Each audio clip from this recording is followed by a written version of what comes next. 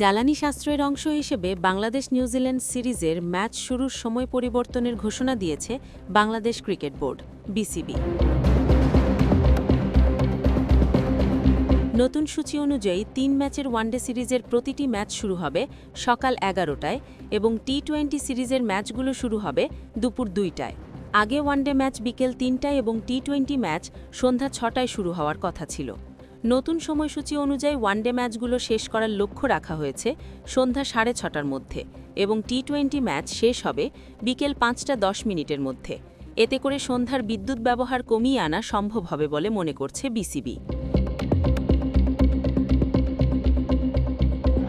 New Zealand দল আগামী ১৩ April বাংলাদেশে পৌঁছাবে।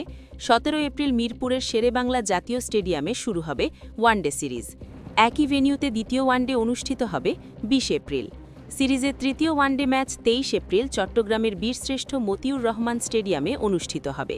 টি-20 সিরিজের প্রথম দুটি ম্যাচ ২৭ ও ২৯ এপ্রিল চট্টগ্রামে অনুষ্ঠিত হবে।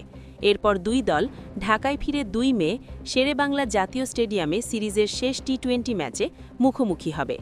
এদিকে চলতি মাসে শ্রীলঙ্কা নারী দলও ৩ ম্যাচে টি-20 সিরিজ খেলতে বাংলাদেশে আসছে। এই সিরিজের ম্যাচগুলো সন্ধ্যার পরিবর্তে দুপুরে শুরু করার সিদ্ধান্ত নিয়েছে বিসিবি।